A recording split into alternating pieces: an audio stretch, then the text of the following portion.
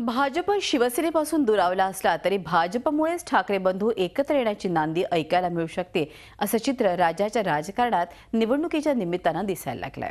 शिवसेना आणि मनसेनं भाजपला आणि खास करून नरेंद्र मोदींना लक्ष करण्याचा एक कलमी अजेंडा निवडणूक प्रचारात राबवलाय। त्यामुळे समान शत्रूंमुळे राज आणि उद्धव एकत्र येऊ शकतात अशी चर्चा सुरू झाली आहे। दुःख एका गोष्टीचं होतं की गेल्या लोकसभेमध्ये आपण सगळेजण मोदींसाठी मत मागत होतो, महायुतीसाठी मागत होतो।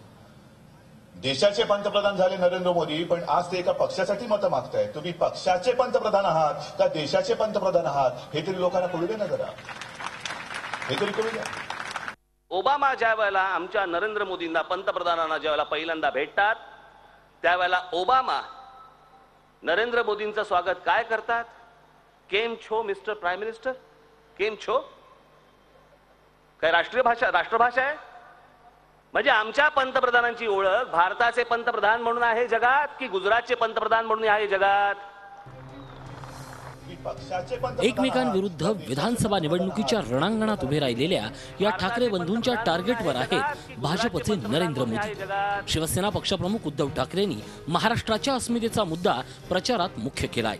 धनुष्यबाणाच्या टार्गेटवर आहेत भाजप आणि पंतप्रधान नरेंद्र मोदी।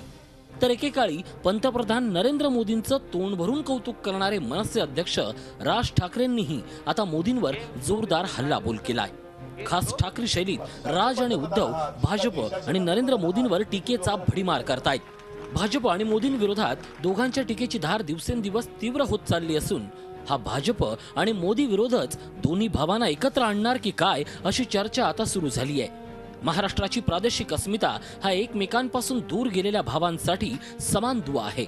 भाजप आणि सेनेची युती तुटल्यावर उद्धव आणि राज यांच्यात जवळीक निर्माण होण्याची शक्यता निर्माण झाली आहे। भाजपनं स्वबळावर सत्ता मिळवण्याचं जाहीर केल्यानंतर आता राष्ट्रीय पक्ष विरुद्ध प्रादेशिक पक्ष असं या लढतीचं चित्र निर्माण झालंय। आता राज आणि उद्धव ठाकरेंच्या टार्गेटवर आहेत नरेंद्र मोदी आणि भाजप। महाराष्ट्रात पंचरंगी लढत होते, त्यामुळे प्रादेशिक पक्षांसाठी ही फक्त अस्मितेचीच नाही तर अस्तित्वाचीही लढाई झाली आहे। राष्ट्रवादी काँग्रेसनेही नरेंद्र मोदींवर टीका केली आहे, ती याचमुळे। नरेंद्र मोदींच्या प्रचार सभांचा झंझावात राज्यात सुरू झाल्यानंतर ठाकरे बंधूंच्या टीकेची धारही वाढत चालली आहे। उद्धव ठाकरे मोदी लाटेची खिल्ली उडवत राज्यात मोदींचा काही प्रभाव पडणार नसल्याचं सांगतायत, तर मोदी देशाचे पंतप्रधान आहेत की फक्त गुजरातचे असा सवाल करत राज ठाकरे प्रादेशिक अस्मितेच्या लढाईला नवा आयाम देत आहेत। महाराष्ट्राच्या राजकीय आकाशात कमळ पूर्ण ताकदीनं फुलण्याच्या शक्यतेनं मनसे आणि शिवसेना यांनी आपला प्रचार अधिक जोमदारपणे करायला सुरुवात केली आहे। भाजपचे राज्यातले नेते प्रचाराची धुरा सांभाळत होतेच, पण आता नरेंद्र मोदींनी थेट प्रचारात उतरत ही निवडणूक आपल्यासाठी महत्त्वाची असल्याचं स्पष्ट केलंय।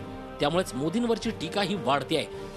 राजकारणात कोणीही कायमचा शत्रू किंवा मित्र नसतो, त्यामुळे काल मोदींचे गुणगान करणारे मनसे आणि शिवसेना आता मोदींवर टीका करतायत। त्यामुळे कालपर्यंत एकमेकांवर टीका करणारे मनसे आणि शिवसेना आता भाजप आणि मोदी विरोधाच्या मुद्द्यावर हात मिळवणी करतात का याकडेच राजकीय वर्तुळाचं लक्ष लागलंय। Bureau report, Zee media, Mumbai. Zee 24 तास रहा एक पाऊल पुढे।